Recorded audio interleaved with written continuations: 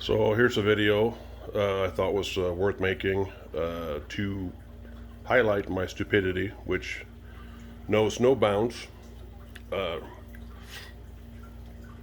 mentioned in the last video that due to my this tank being in the garage and it's getting colder outside, I was running into problems keeping it warm. So I took advantage of that BRS sale that was on the other day, hoping to win great stuff, which I didn't, but I bought the Inkbird Wi-Fi dual heater controller and two 800 watt each titanium heaters. And heating this tank would not be a problem ever again, I thought. And as it turns out, that was not a problem. Heating it was not a problem. Today at work, I get a message from my Inkbird Wi-Fi semi-crappy app that the tank is too hot. It's above the preset limit that I set. And I went in to look and it said 82.5 degrees. I'm like, that's nowhere near my preset, which is at 86. So I just chalked it up to Chinese piece of shit and there's some sort of glitch. And ignored it. And I came home after work. The discus greeted me at the surface, as always, getting ready to eat.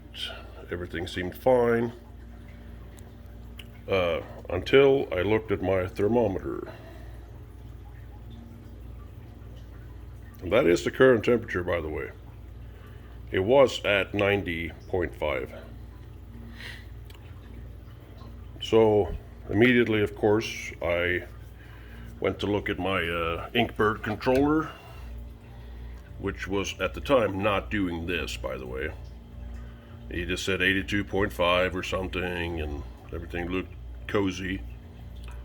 So I blamed it on being a Chinese piece of shit. And if we can blame China these days, we will. Anyways, as it turns out, China was not to blame for this particular problem. The problem was Swedish, or, well, my nationality. It comes with these two probes, there and there, to maintain accuracy. This stupid sumbitch put the probes roughly here. And what happened is that my sump was running low.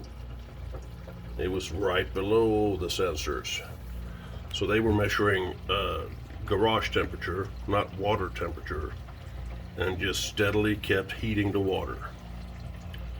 And they got to over 90. Now luckily discus love hot water, so they're doing just fine, and they're eating and everything else. But lesson learned with these temperature probes: put them where they will never run dry, because they will just fire up your heaters. And to be perfectly honest, I did exactly the same thing in my reef tank about 2 weeks ago. Fucking around in there, pulled my sock out of there, and I accidentally dislodged the probe, and it got pulled out of the water.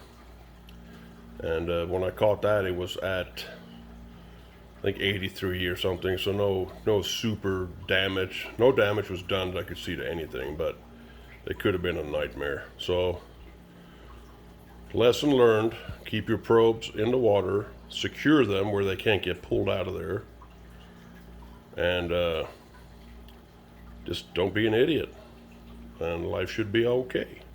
Anyways, sub or don't sub, and thanks for watching. Bye.